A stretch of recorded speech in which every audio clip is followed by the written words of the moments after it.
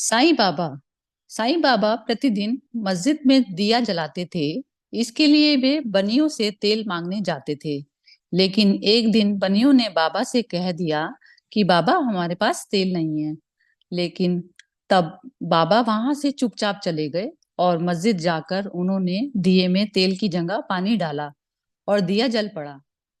और यह बात चारों तरफ फैल गई। तब वहां के बनिए उनके सामने आए और उनसे माफी मांगी। तो बाबा ने उन्हें माफ कर दिया और उनसे कहा कि आप कभी झूठ मत बोलना।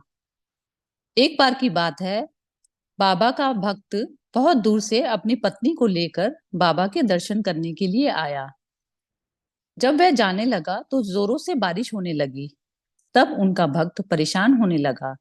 तब बाबा ने उनकी परेशानी को देखकर कहा, हे अल्लाह, बारिश को रोक दो, मेरे बच्चों को घर जाना है। और तत्काल ही बारिश रुक गई। एक बार की बात है, एक बार गांव के एक व्यक्ति की एक बेटी अचानक खेलते हुए वहां के कुएं में गिर गई। लोगों को लगा कि वह डूब रही है। सब वहां दौड़कर गए और देखा कि वह हवा में लटकी हुई है और कोई अदृश्य शक्ति उसे पकड़े हुए है। वे और कोई नहीं, बाबा ही थे। क्योंकि वह बच्ची कहती थी कि मैं बाबा की बहन हूं। अब लोगों को कोई और स्पष्टीकरण की जरूरत नहीं थी।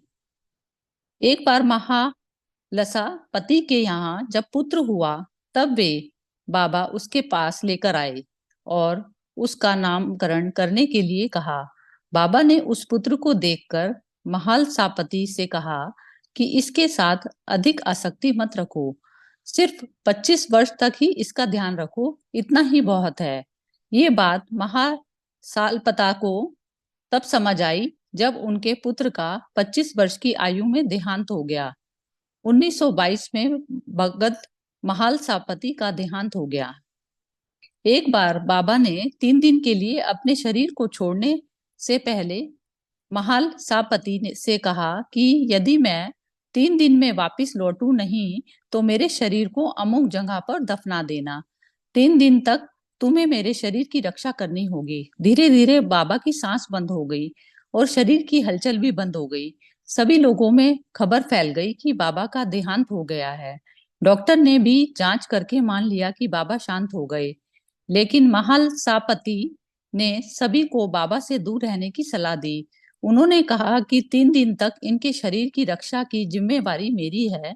गांव में इसको लेकर विवाद हो गया, लेकिन महालसापति ने बाबा के सिर को अपनी गोद में रखकर 3 दिन तक जागरण किया। किसी को बाबा के पावन शरीर को हाथ भी नहीं लगाने दिया।